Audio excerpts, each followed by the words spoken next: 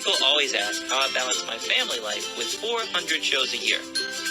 I'm just doing what I love with the people I love. It's my magic life.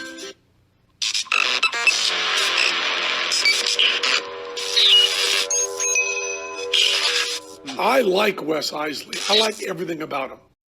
All right. Today we have a legend in the magic industry, and I mean, this guy is awesome all the way around. He's a great guy. He's a great magician. He's a great illusion builder. He's a friend of the stars. You name a famous magician, he's either worked with him, knows him, had him over the house for dinner. This dude, he's everything to me. He's my best friend, one of my best friends in the world. Everybody, it's Ray Lum. What's up, buddy? How are you? Hey, folks. Hey, guys. Again, congratulations on your renewal of your vows.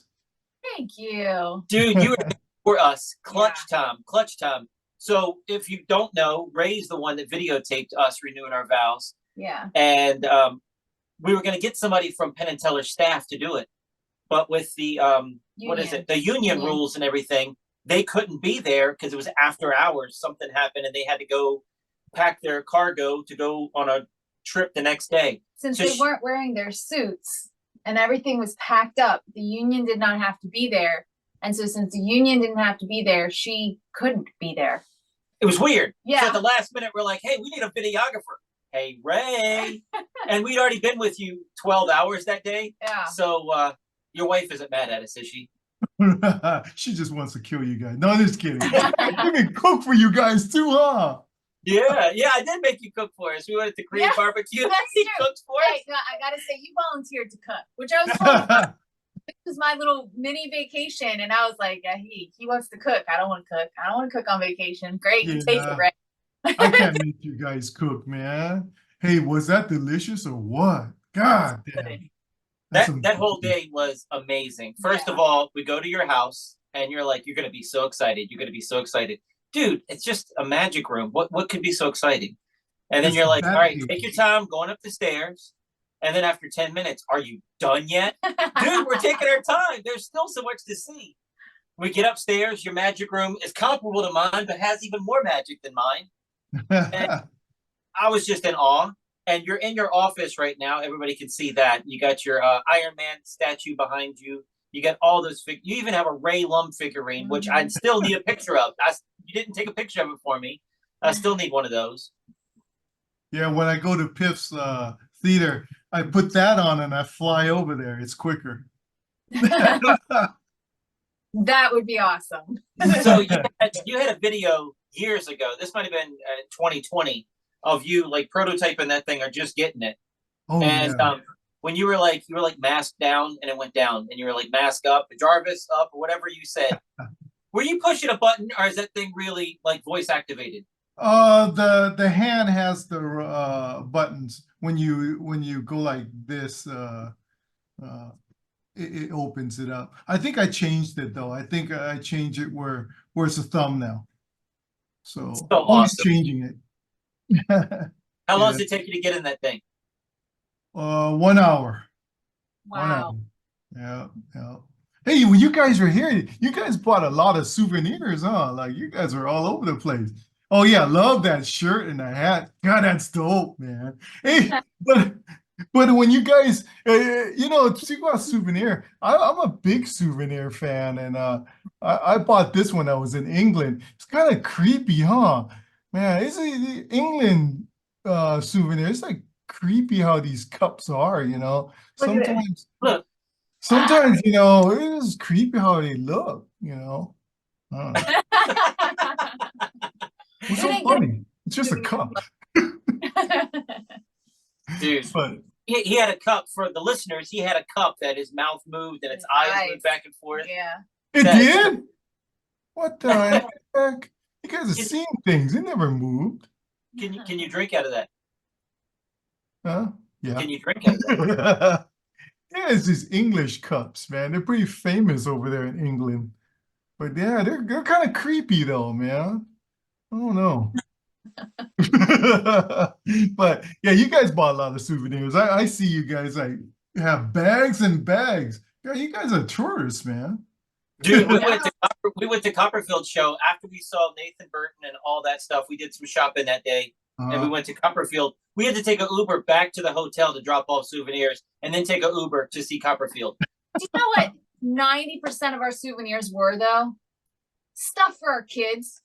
They're Yeah. not with us, and we're buying like everything for them. We got ourselves a couple shirts, a couple things, but it's mostly for the kids. And so we're stuffing everything in the suitcases, trying to make it less than 50 pounds. I'm like, Wes, I think we overdid it. They had Stranger Things pop up near Nathan Burton's show. And I've only seen Natalie and I've only seen one episode, but my babysitter and my daughter are really enjoying it. They're watching it together. So they didn't have any cell reception down there. So we go downstairs and we're taking pictures and then walking upstairs and then texting the girls. All right, what do you want? What do you want? Then we had to go back downstairs and buy everything. So we got bags of stuff for them from the Stranger Things too. Yeah. Wasn't Nathan's show great, man? It was. Nathan, I told my brother, I tried to describe it to my brother as a fireworks show in reverse. Yeah. He did the big grand finale, boom, boom, boom, boom, boom, boom, boom. And that was just the start of the show. Like 15 illusions in the first 7 minutes. Yeah. It was crazy. Yeah. That's a great guy, man. Great guy. And he was coming over to the house and you guys were holding him up, man. Sorry. So was he just coming over to see, or you guys working on a project? He came over he came over to wants to take pictures with Wonder Woman.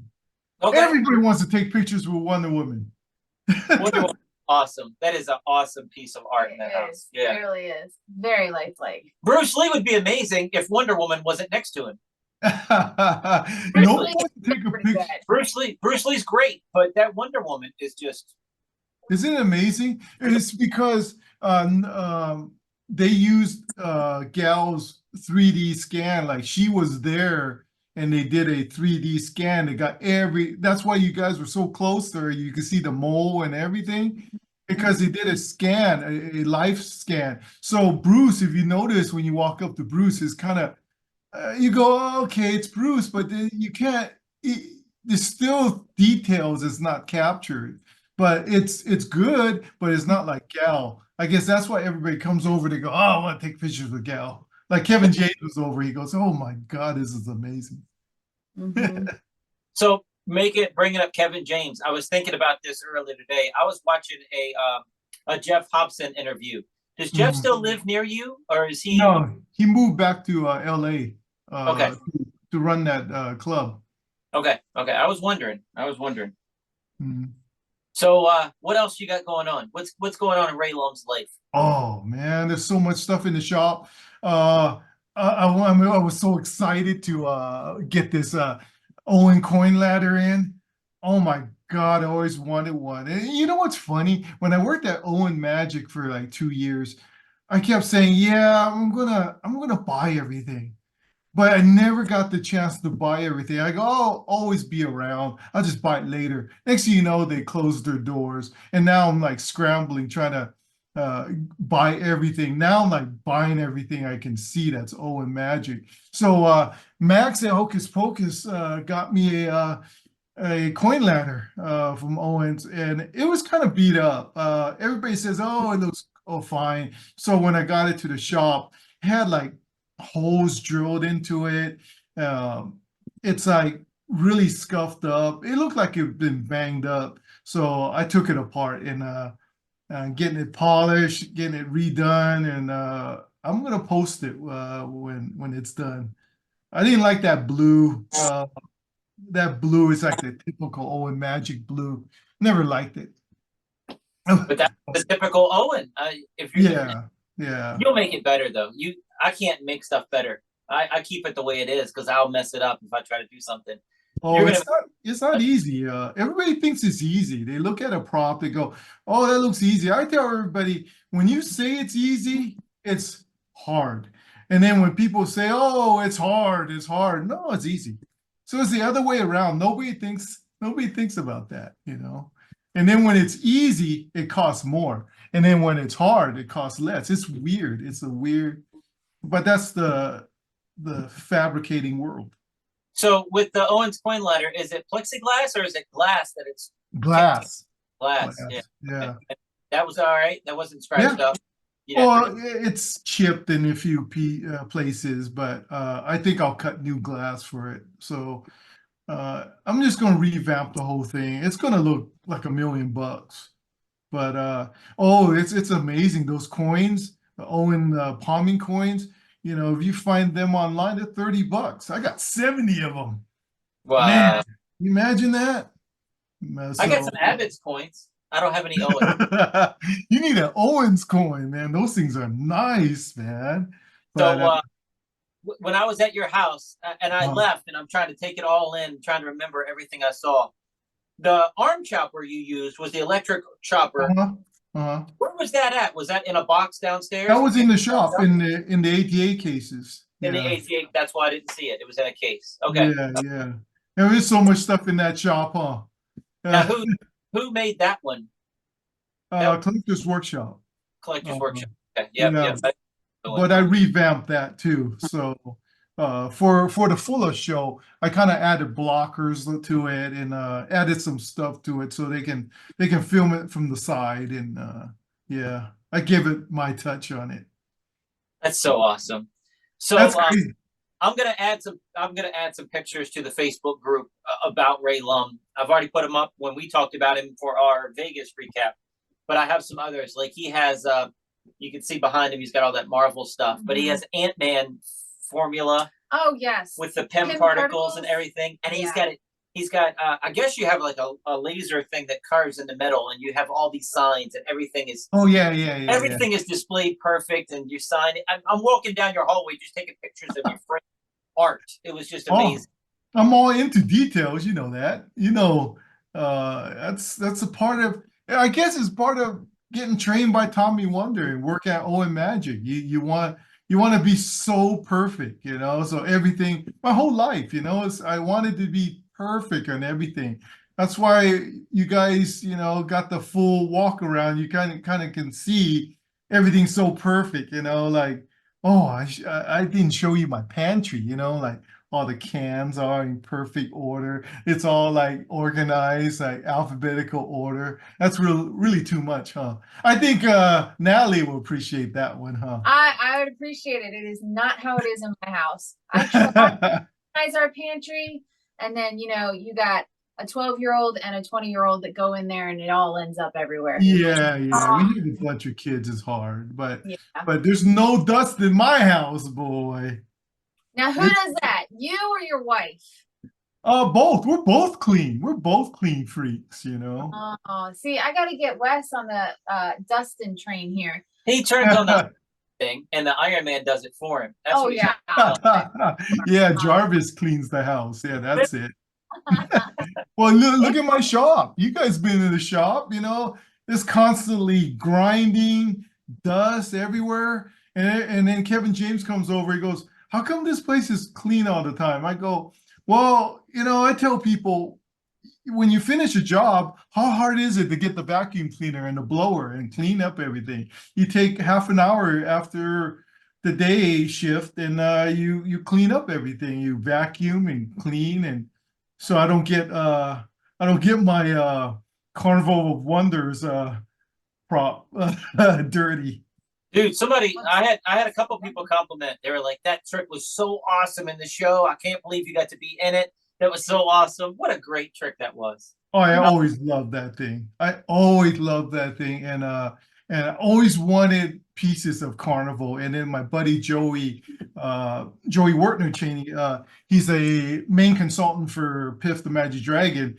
And he has a bunch of shows at theme parks. And so he buys. Oh, actually, Joey, if you ever meet him, he has more illusions than Copperfield. He has a warehouse. He has every illusion, right? So one day he said, oh, I got the Carnival's Poster of Life. I go, dude, let me buy that. I'll sell my soul for that. And hey, lucky he's nice enough to get, forward it to me. So I was happy like a little girl. You keep your soul, so you're good. Well, we don't know that. We don't know that. Well, I feel like yeah, I feel like he did. Dude, But it was it's so amazing. And what do you call it when you take the little piece of metal and you laser engrave it? Is that what it is? A laser engraver? um it's just a way of because I don't advertise my work. It's all word of mouth. So when you it's laser engraved plaques, and then you put down a prop, and then when people go backstage, they go, "Oh, who made that?" And then they see the plaque, they see the date. It's just going back to my my old saying that's on that shirt, museum quality props, so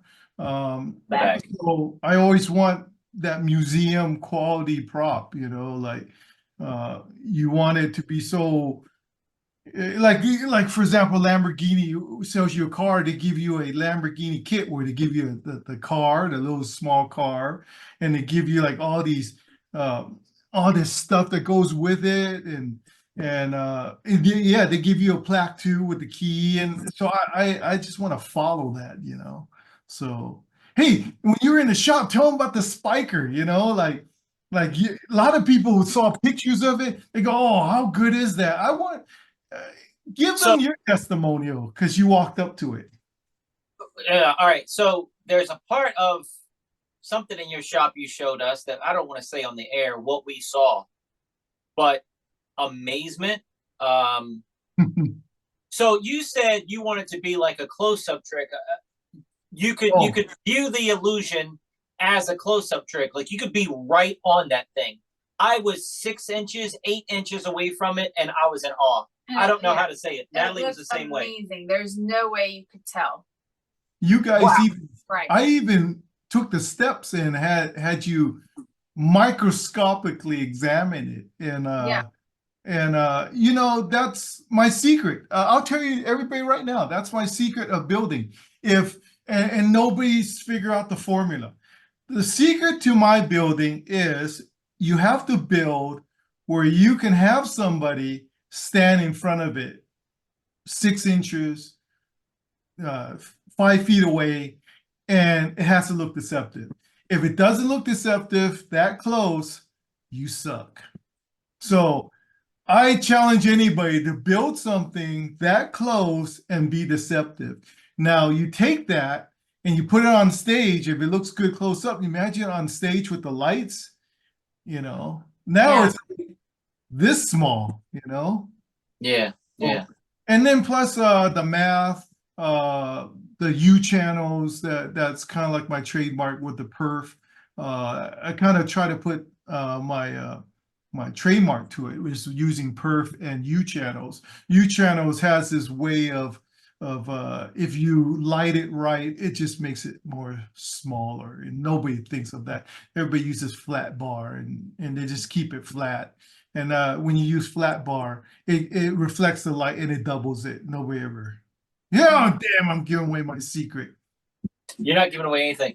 I couldn't build it. There's no way. So you can tell me everything you know, and I'd still be like, "That's awesome." There's no way I could do it. He could give me every prop in his shop and say, "Go ahead, Wes." I would get stuck on the first thing with math. You have to do the measurement. I'm gone. I can help you with the math, but I don't think it would come out. I know it would not come out how it's supposed to. So Owens had a cool catalog of all the stuff they've done and all that. You need to have something like that. Do you have a website with all this up close pictures and all this stuff, or everything is just word of mouth? You don't even worry about it. Well, it's just word of mouth, and plus all my stuff is custom. Yeah, sometimes you don't see a lot of my work. I don't post it up because clients wants to be down low. I have some real good props I made for a buddy of mine in Japan, and he wants to keep his name out of it, and he wants to keep it down low. But and I respect that. But and Fool Us, you've made props for Fool Us that were hidden. No one ever saw them, but they were custom, down to the detail, awesome props. I know because I know a little bit of something, but you'll never know. Yeah.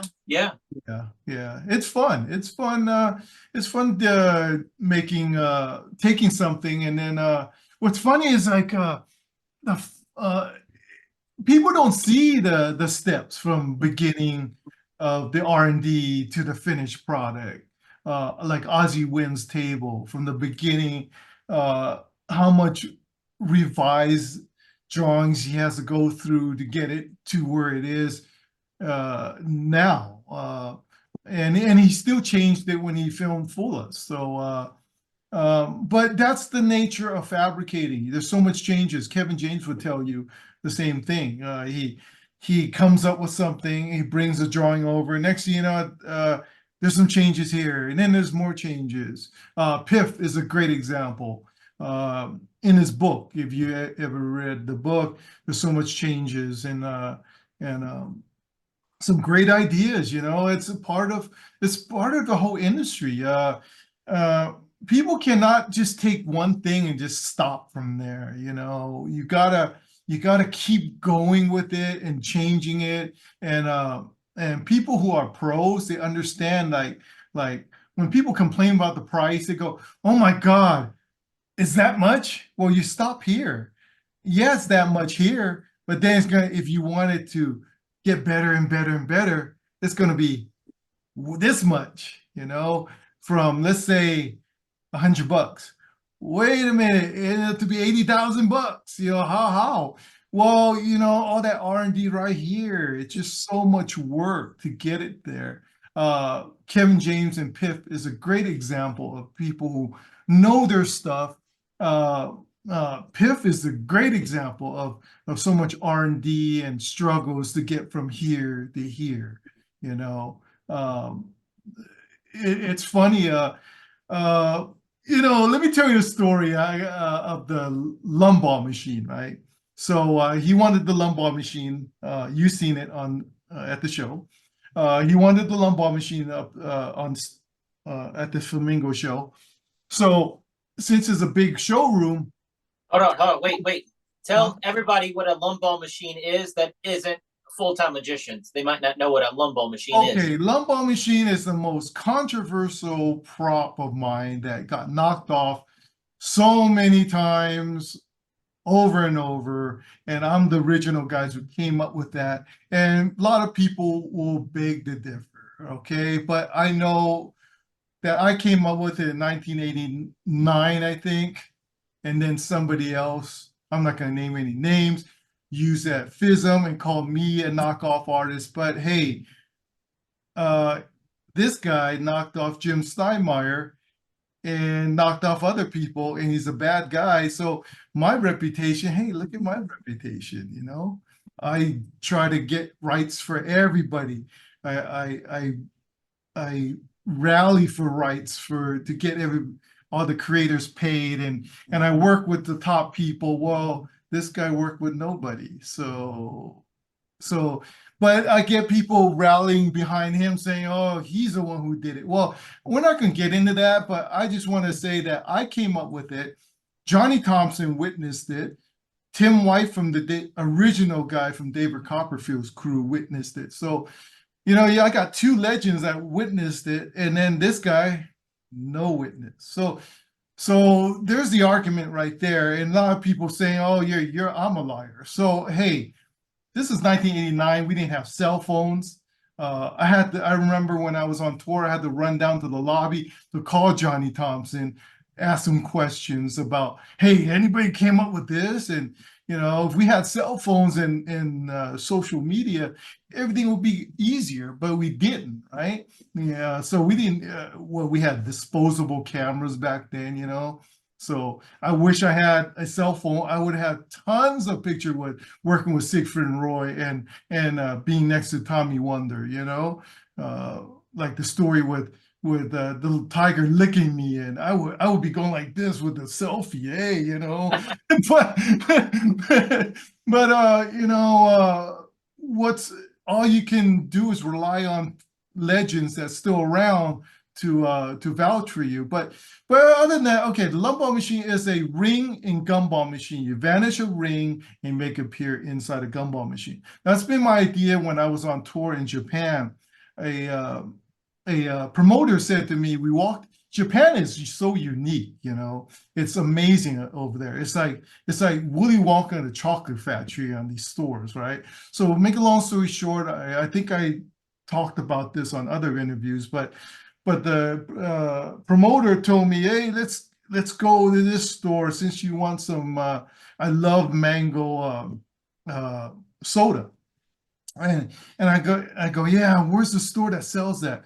So he took me to this one Japanese store, which is so unique. It has all kinds of candy. And up on the wall, it had all these gumball machines. There was like all on the wall, mounted on the wall.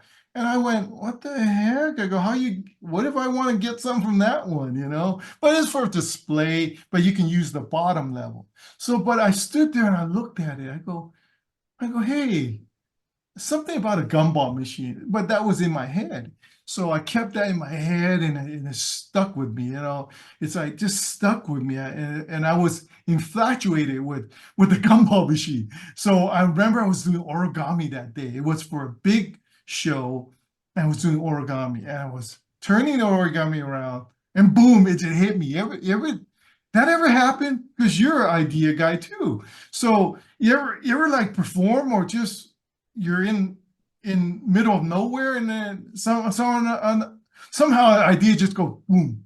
I'm driving down the road and doing false transfers and working a routine out in my hand while I'm driving down the road. And she's, what are you doing? I'm working on something. And I'm just driving. Yeah. Yeah, it's just weird. It just came to me when I was doing origami. And then what's funny is that when you're performing so much, you're kind of like on autopilot, like Lance Burton when he does his show. You kind of like because you do it so much, you kind of just on autopilot. So I stopped, and then because I was so excited with the idea, I go, oh, I got it. I got an idea and a method. And I stopped, and I went, and I caught myself. I go, what the hell am I doing? Continue. And then my music's timed too, and I missed the beat. And I go, oh crap. And so I kind of messed up on origami, to tell you the truth. But it came out good, but it's just that I missed the beat on the song. I think I missed one bar. But anyways, I was so excited to finish the show and then run to my hotel room and got my notebook, and I wrote it down. And I go, okay, I'll work on this later. So I told the promoter, give me every gumball machine available. And I had a Dremel tool. And I was in a Japanese hotel with a Dremel tool. You know, Japanese people are super clean too. You know, their whole country is super clean. It's like you can eat off the floor. Well, I made a mess in that hotel room. It looked like a snowstorm of plastic. It was so beat up. It looked like a shop, right? And boy, they got mad at me. The house people, the house cleaners got so pissed off at me. But out of all that, I came up with a working model, right? So I was so excited, right? So I quickly ran downstairs and I called Tim White and I called Johnny Thompson. And back then you had to run downstairs to the lobby to use the phone. So I called up and they left a message for Johnny, and I go, I told him on the message, hey, has anybody came up with this method for the gumball machine? And then I had to wait like a couple hours, or sometimes Johnny's busy, and Tim White's busy with Copperfield. So I never hear back till later on. I got the message and I got the note. It says nobody used that method or a gumball machine ever. And then remember at the end of the note it says, but does it work? So boy, I tell you this much. I put it in one show in Japan and it was all gaff tape. It was barely holding on to its life, but the method worked. And boy, it fooled magicians left and right. And then one guy came up to me and said, hey, I want to buy that.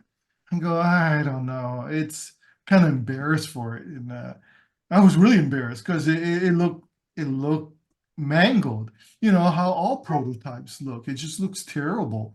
So I was embarrassed. I didn't want to sell it, but he kept throwing cash on my 88 case. He goes, well, here, 3,000 good enough? You know, this is like 89, you know, $3,000 is like a lot. So he goes, no, I'm not going to leave until I get that one. And he goes, here's more money and more money. I go, damn. He wouldn't leave. He just kept offering me stuff. And offered me a lot of stuff, and stupid me gave in, and yeah, I had so much props, uh, and I always had to give in. I was just talking to Hocus Pocus Max today about that because I got rid of my. You ever remember Owen Magic has a dove pan that's like 36 inches? You ever seen that? No, no. I'm jumping off course, but real quick, because it's kind of Duck, related. duck pan? Yeah, I had a duck pants like 36 inches. And anyways, going, it's relate to the story that I always had these rare collectibles throughout my whole life. People come over to the house, they go, "Whoa, that's cool. I never seen that. Oh man, how much you want for that?" I go, "Hey, this is not a magic shop, even though it looks like a magic shop, right?" They go, "No, here." And then next thing you know, I go, "Ah, God, you twisted my arm." And boy, I had so much rare props, man. And now people offer me money for my orange tree. Jeez. But yeah, I put that picture on Facebook, and somebody was saying they wanted to buy that from you. Yeah. yeah. But So you were saying that you made orange tree for, I mean the gumball machine, lumball machine for Piff. Yeah.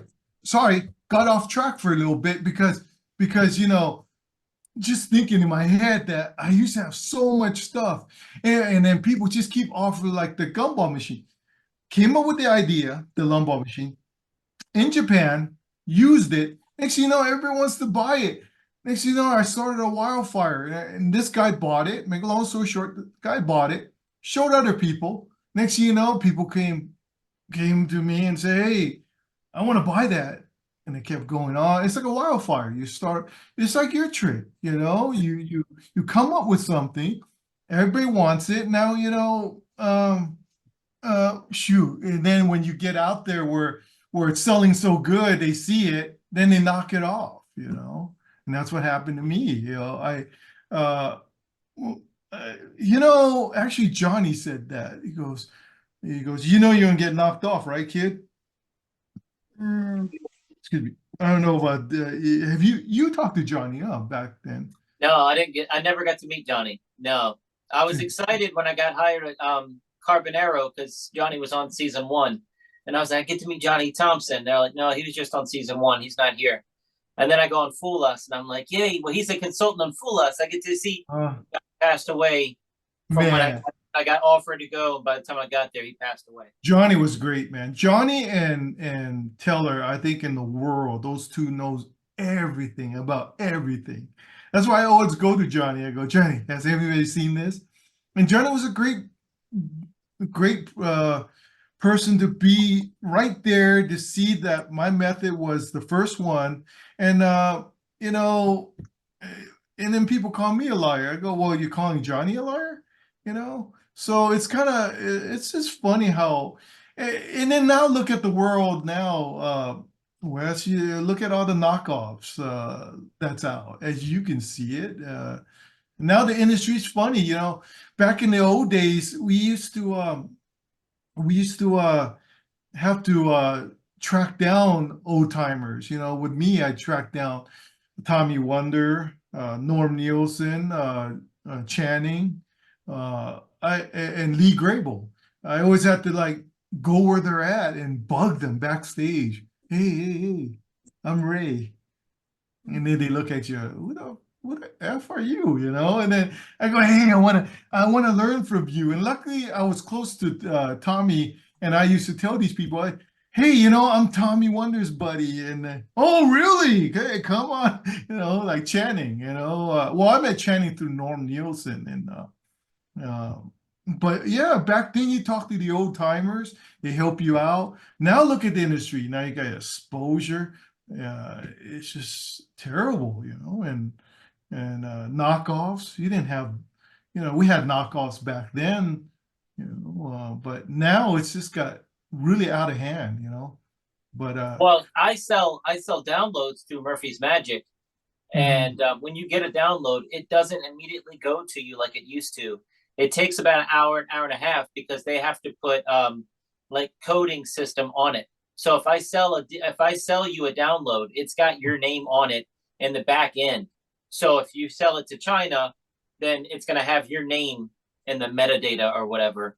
So that's cool. Because everybody's stealing downloads, everybody's stealing DVDs and just ripping them off and reselling them, copying them a million times and reselling them. They can't do That's cool. That's the way they're preventing that. Yeah. That's cool. Yeah, you can't do that from illusions. It's hard. You know, that's why I'm kind of like, you know, trying to be the lead of in this fight of trying to call out people that's doing wrong, you know. But it's hard. It's hard. But oh, actually, I had to finish that story because it's funny how we get off track, huh? And then but going back to the lumbar machine on Piff. So Piff wanted a lumbar machine. He loved the idea. He said, "Oh man, I want that in the show," but yours is so small. And I said, "Well, hey, a jumbo one that'll work." I think he mentioned it that he wanted a jumbo. I forgot who jumped in and said he wanted a jumbo. But anyways, we came up with this big giant one that you see in the show, right? But here's the problem. Of that giant one. Now I have my regular one, I made jigs for it. So it's 100% working each time because I calibrate exactly where I want that load to go and it hits 100%. Now, you got a big one. I have no jig for that. So we have to start from ground zero and do the R&D all over again. And here's what's funny. The dome was what, like this, right? Remember that? So big, got the whole machine in. And I go, man, where am I going to start? I need that thing in the middle. Okay. I'm trying to code this where trying to be like Penn and Teller. Try to code this so nobody will knock me off some more. Well, not only that, we don't want to reveal the secret to the world because there are none. Yeah, exactly. So I try to code it. Well, anyways, the area where you want the gimmick to be, right, does not have a jig for that big dome, right? And then you only have one shot to get it right. Well, in the world of fabricating, there is no way ever that you hit it on the mark the first time. All props. I don't care what it is, what do you build, the first one never comes out 110% because you're toying with it, you know, you're toying with it to get it right. So even though I made 150 lumbar machines, that's just for that little one that has a jig. This one doesn't have a jig and it's big. So I have to calculate myself. And then, you know, I admit I was off. I was really off. I was so off that the gimmick ended up to be on the left side instead of the middle. Okay. So I hope I'm not giving too much away. But so I knew that dome cost $1,200. So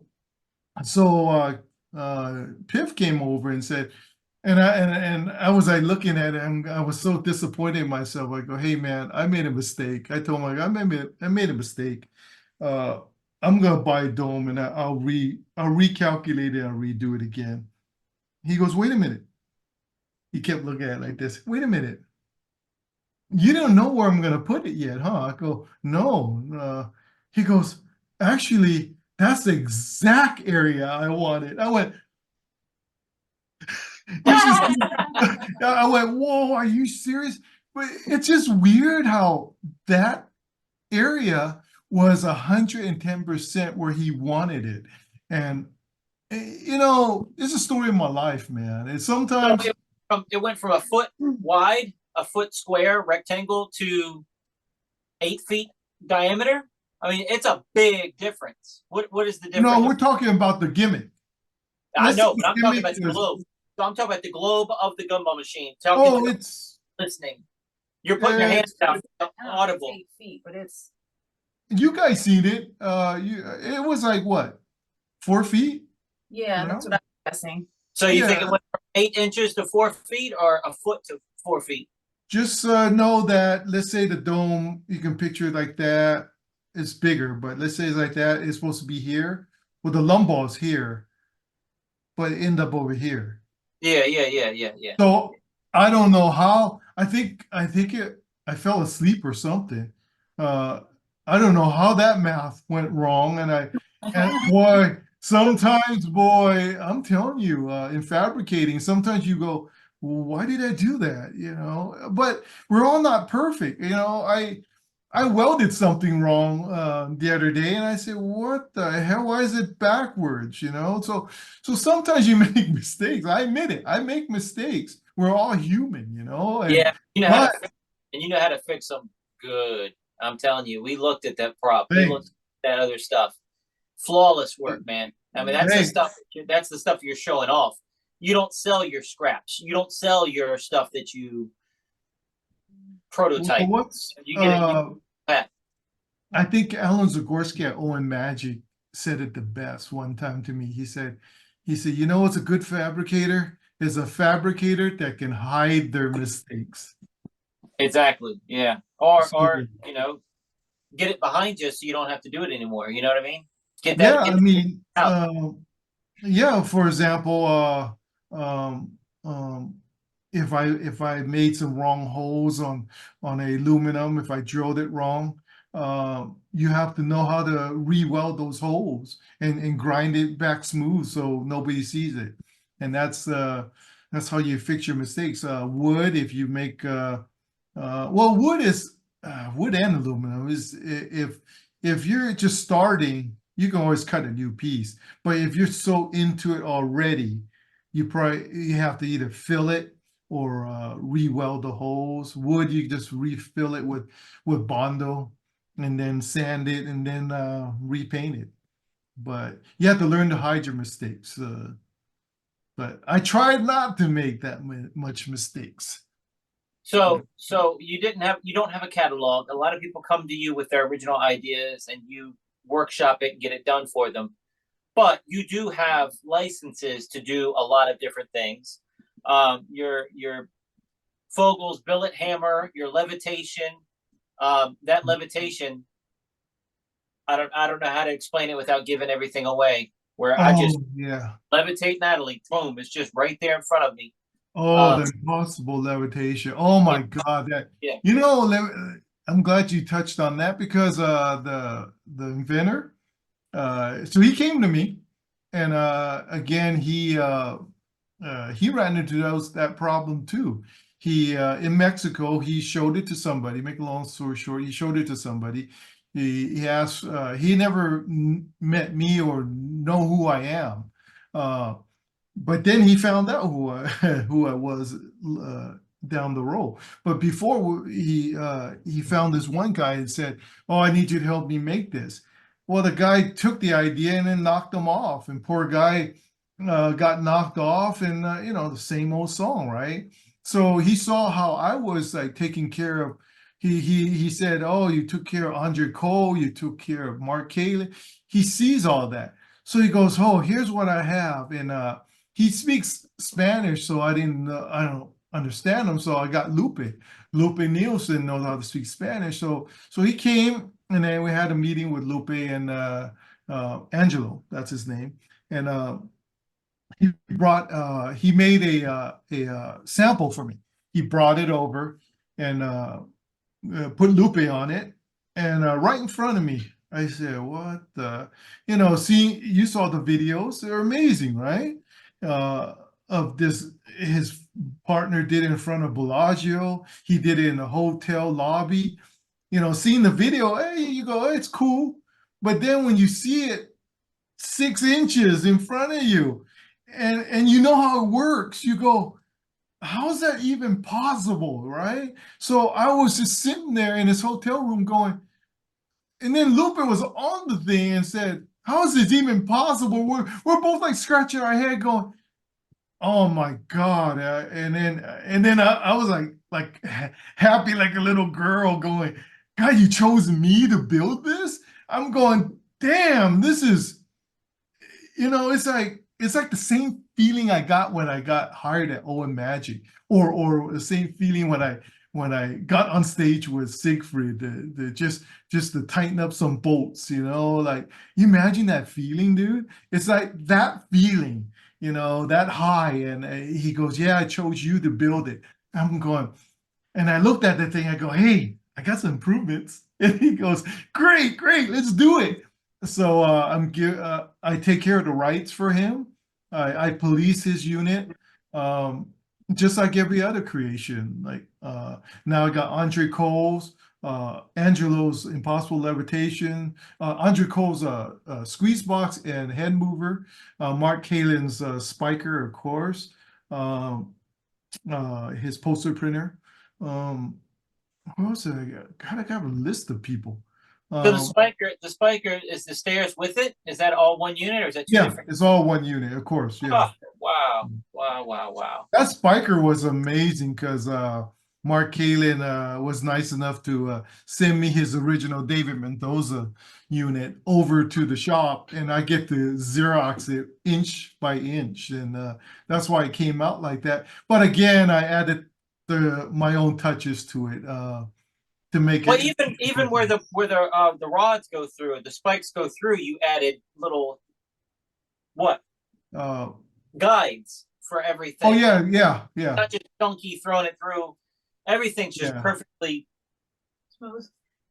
smooth and aligned. Yeah, Oh, it's thanks, not just man. yeah. Well, you know, We have a trick where she puts me in a box and puts swords in it, and when the sword goes through one side, it comes out the other.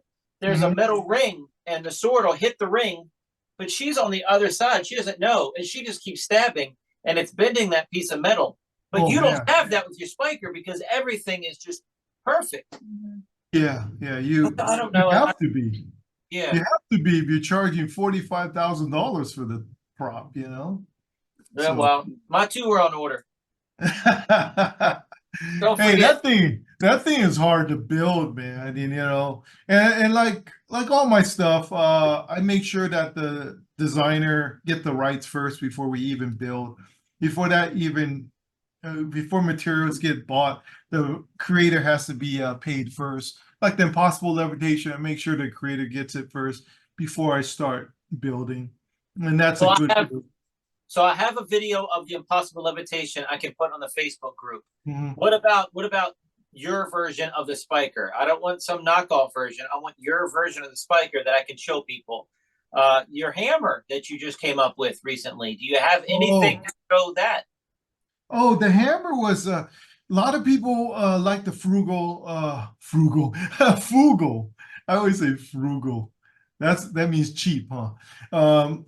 Frugal. So the guy's name is Fugal, and how that came about is everybody wanted a Fugal hammer, and I always wanted one, but I can never find one, right? So this guy said, "Hey, I have the original one." I go, "Let me buy it from you, and maybe I should release it." So since nobody's making it, they said, and then when I got it, I go, "Good heavens, this is terrible." But I guess they just wanted to get it working, and they don't care how ugly it looks. So I machined the whole thing and made it all nice, and plus my version, you can put a bill in it, a signed bill. It's much bigger. The unit looks much cleaner. So I cleaned it up. You saw the original one when you were over. It was just small, and it was just it was not as good. So I revamped it, and now it's selling like hotcakes. But no, everybody wanted one. It's such a popular item, and Penn and Teller used it on Fool Us. I couldn't find the video. Everybody wants the video, but I remember Penn and Teller used the original one. But yeah, you got one. I got one right here, here. So I don't know. You got all that stuff going on. I need video links. I need stuff. I want to show the world. Add to this episode to show everybody what you can do and what you have. Because we can tell them all day long. But man, yeah. Well, you know, I'm just trying to do the best for the industry. You know, when I got into this industry, Actually, I was working with everybody from Illusion Projects, Bill Smith, Owen Magic, Mike Michaels, geez, the list goes on and on. From repairing stuff with Sigfried, from the Copperfield stuff also. Gee, I've done it all. So when I done everything, I said to myself, you know what I noticed? Nobody has opened a shop uh, that just surpasses Owen Magic.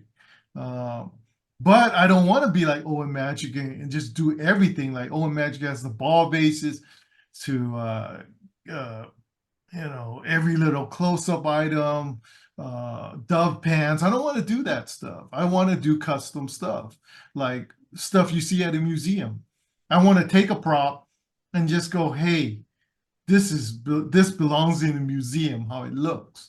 So I always want to do that. I want to take the Owen Magic, like the whole aura of it, right? The whole feeling of Owen Magic. But then I want to take the Lamborghini feel, then merge it, and then um, people call me crazy. They go, oh, I have other builders saying, you'll never make it because, who's going to pay thousands of dollars? I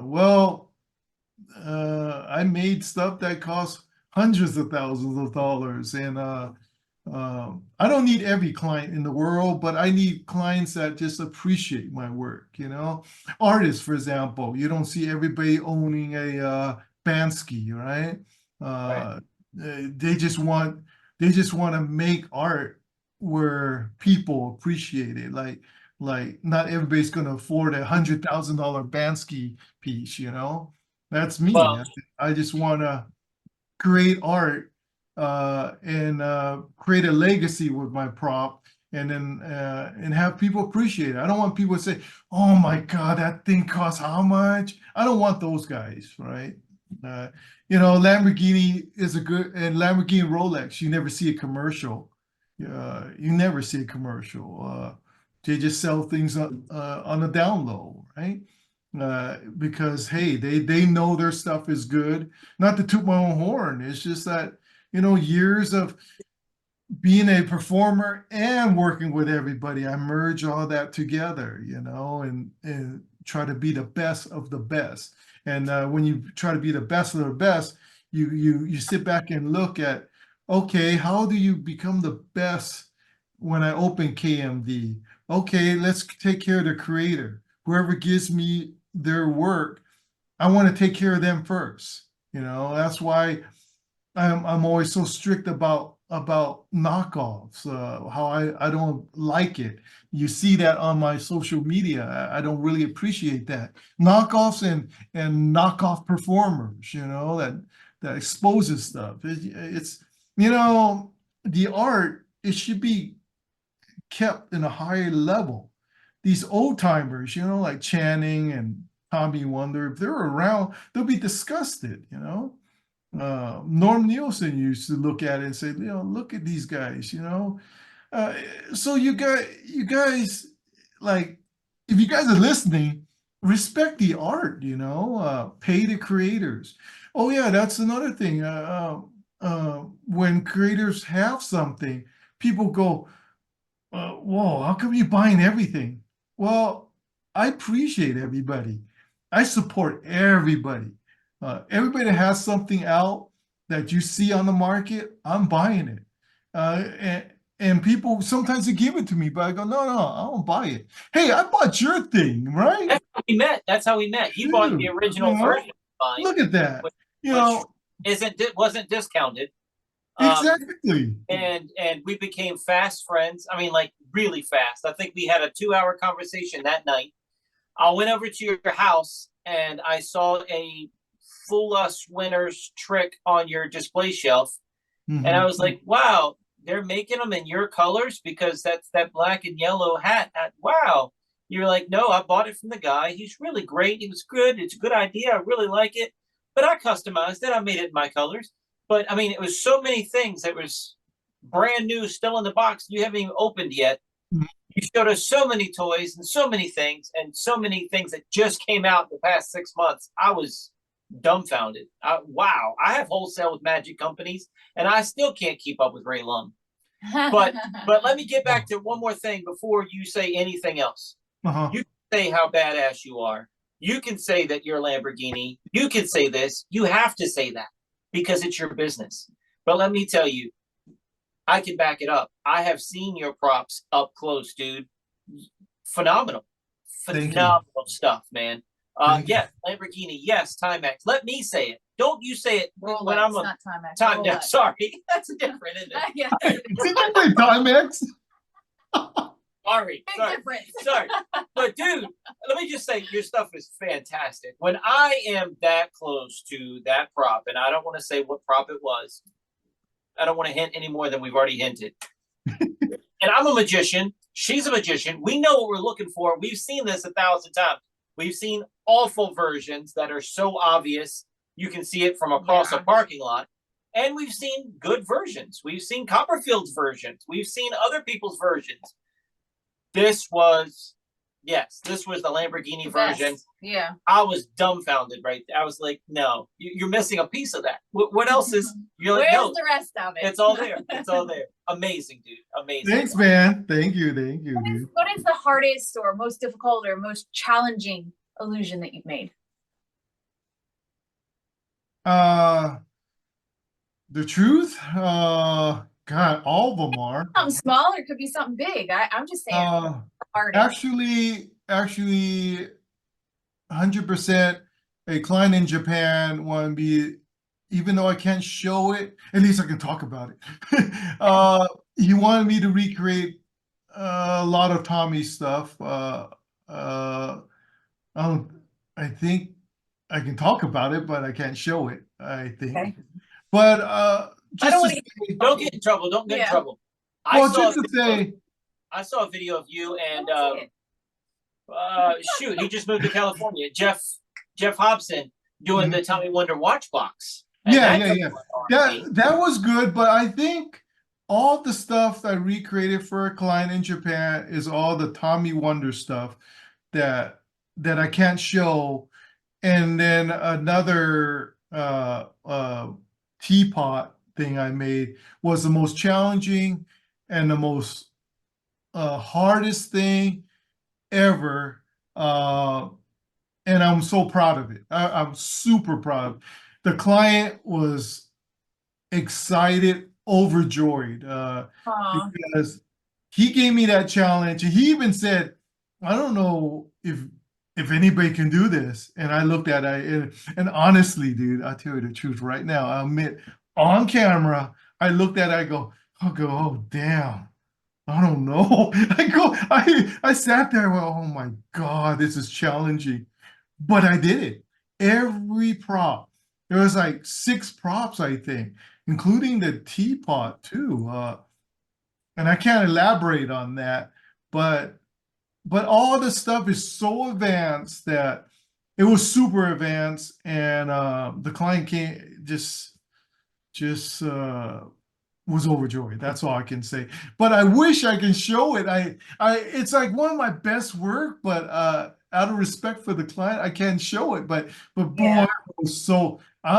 If you've seen it, put it this way, it looked like a Lamborghini, like right in front of you. It's like everything was machined perfectly to his specs, to Tommy's specs. Everything was perfectly made, and I'm proud of it.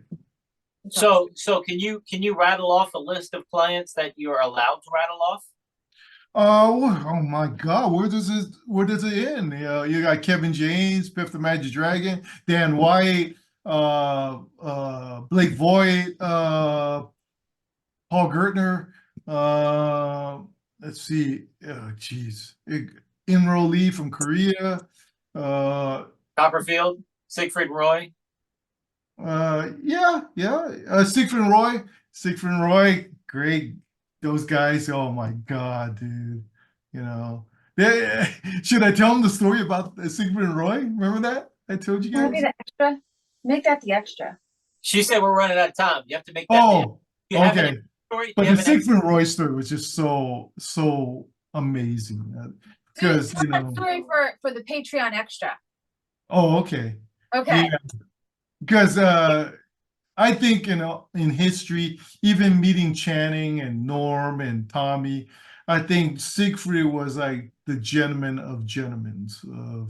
Of yeah. But again, like Natalie said, that's another probably hour worth of material. But working with him was just such a joy, you know. Yeah. Dude, I felt like we didn't even get to talk to you much tonight. We just played around. I know. Bye. We were with you like 12 hours that day, and I'm inviting you to come to our wedding later on because I just want to hang out with you more. Dude, I love you if you can't tell. I love hanging out with you. Thanks, dude. Hey, Hey, everything about it. actually, you even got the train here, huh? You even did a horse race? Yeah. Boy. Do I look Hey, different? you know how to fight now, probably. Do I look different? Yeah, you look tough, dude. You look like you kicked my ass, dude.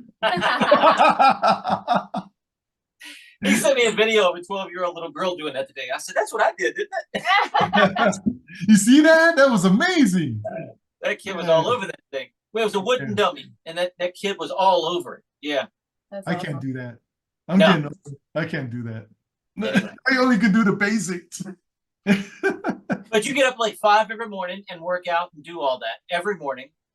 Yep. Start out with those 10 rings. Remember? 10. I taught you 10 rings, dude. Golly. Yeah. Look at that. Next. Um, Next. Yeah, you I can asked learn- for Christmas. Oh, well, later on, when you will be so tough that you can walk into a magic convention and you just point at everybody and they'll go, No, that'd be great. Have you been to a magic convention lately? Half of them are asleep during lectures already. I don't have to do anything.